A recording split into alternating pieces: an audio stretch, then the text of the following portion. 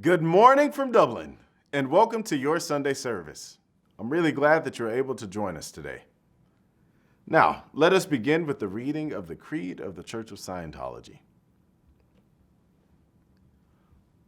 Before I start, I'd like to go over a word with you.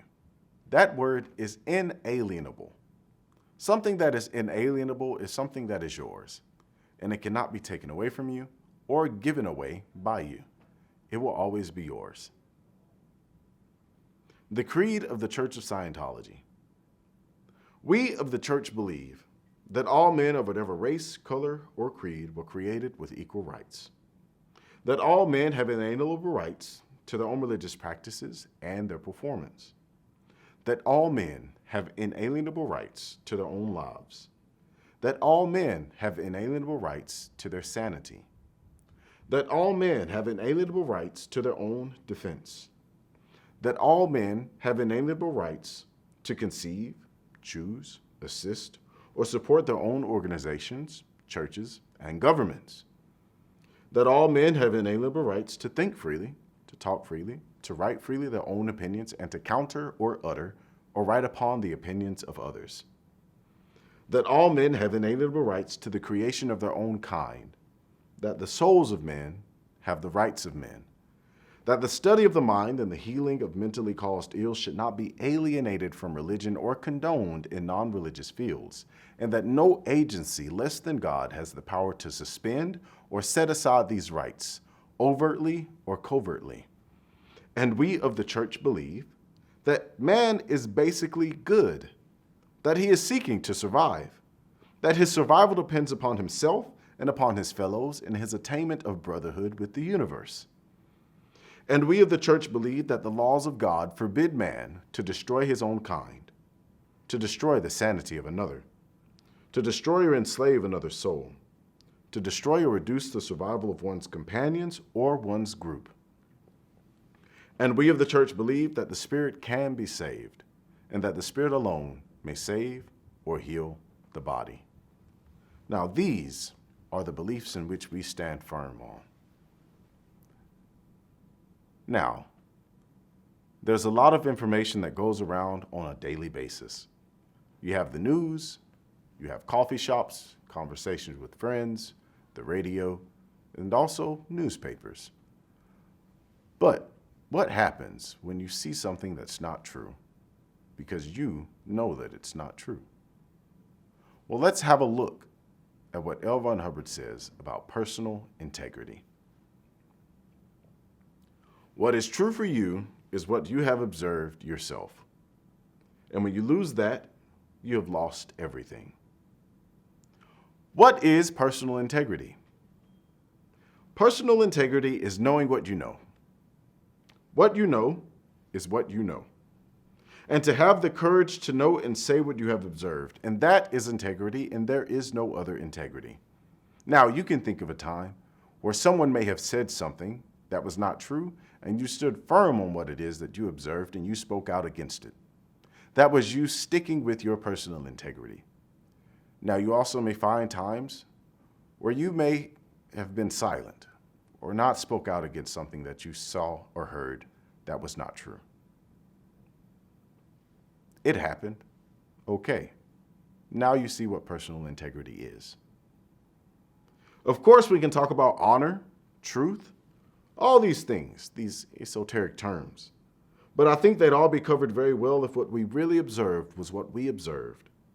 That we took care to observe what we're observing, and that we always observed to observe.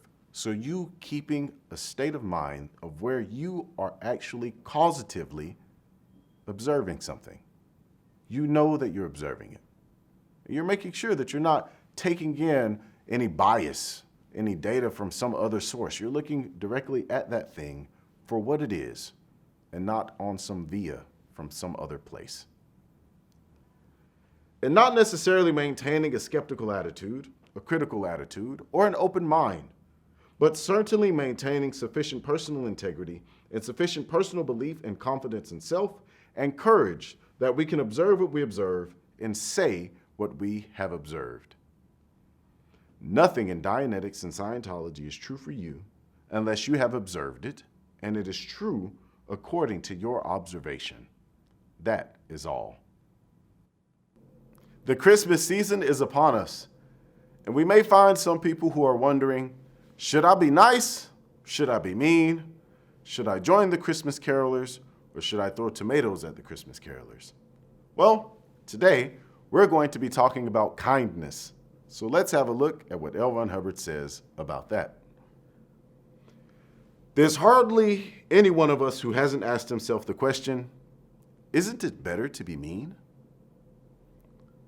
Almost every one of us has had the feeling that we were a bit soft.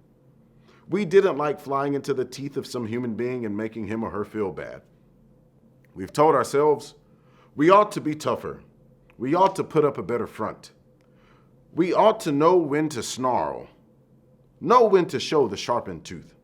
And probably, we have walked away occasionally after we've loaned somebody $5 or something of the sort and said, when am I going to learn to be tough? When am I going to learn to be hard-boiled and just stand right up to that little kid and say, no? When am I going to learn this? The model behind this is, isn't it better to be mean occasionally? When am I going to stop being so soft and be a hard, forthright, capable of saying no person? I would be a better manager. I would be a much better person if I knew when to come down with a slight slam. If I could just know occasionally when I should be mean, and if I was willing to be mean, wouldn't that be right? I should be able to just take the people out there and just sweep them aside. Isn't there some rightness in being tough? One can spot times when he knows he should have been tougher. He's sure of it. But a highly informative series of Scientology spiritual counseling procedures demonstrates that the person who is willing to confront other things doesn't ever have to say no. He doesn't ever have to be mean. He doesn't ever have to be tough at all. And by confront things, I mean face things without flinching or avoiding. It is perfectly all right to be nice to people. It isn't a weakness at all. As a matter of fact, if you aren't, you're in the soup, and not the good soup. You could say that the only times for which you are suffering are those times which you weren't nice enough, when you weren't kind enough, and when you weren't unmean enough. Those are the only times from which you are really suffering. Now, I want you to think of a time where you were mean to someone or where you exploded on somebody. Got that? Now, I want you to think for a couple of moments after that. Did you regret it? Did you find yourself asking, why did I do that? How could I have handled that situation differently? This shows you that this is something that you're hung up on, you're stuck on. It is not true that being mean gets anybody ahead any place. That's really factual. When you deny your fellow man, you say, no. You say, be mean. You say, be very positive. The truth of the matter is that you're denying him communication, one way or the other. The only thing you should ever be tough about is insisting that the other fellow ought to stand on his own feet too. And the only way you'll ever be able to communicate that to him is to communicate it to him in a nice way. Then he is liable to receive it. Being mean is simply going out of communication with things, meaning you're not truly communicating at all. The individual who is kind, who is decent, and who does communicate, and who is nice and who isn't averse to conversation and saying this and doing that, who is tolerant, we find gets along beautifully. But the other fellow who is mean and who's ornery, meaning he's very ill-tempered, and who's cutting communications all the way along the line, we find that he's in the soup. When I say cutting communications, I mean they're stopping others from communicating with other things or other people. They're just stopping it. Just no, no, no, no, no. Therefore, a standard of optimum human performance would be measured on the basis of human kindness as a high and human meanness as a low. So, we know the answer to the last question, to whether you should have been mean all those times or whether you should have been kind. You should have been more kind. Read the book Scientology, A New Slant on Life by L. Ron Hubbard. Here you will find fundamental discoveries you can apply to live a happy life and bring more happiness to others. And now we'll be ending Sunday service with the reading of the Scientology Prayer for Total Freedom. May the author of the universe enable all men to reach an understanding of their spiritual nature. May awareness and understanding of life expand so that all may come to know the author of the universe. And may others also reach this understanding which brings total freedom. At this time, we think of those whose liberty is threatened, of those who have suffered imprisonment for their beliefs, of those who are enslaved or martyred, and for all those who are brutalized, trapped, or attacked. We pray that human rights will be preserved so that all people may believe and worship freely, so that freedom will once again be seen in our land. Freedom from war and poverty and want. Freedom to be, freedom to do, and freedom to have.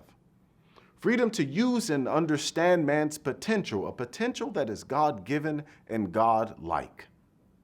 And freedom to achieve that understanding and awareness that is total freedom. May God let it be so. Thank you for coming and joining us for this Sunday service. I look forward to seeing you next week.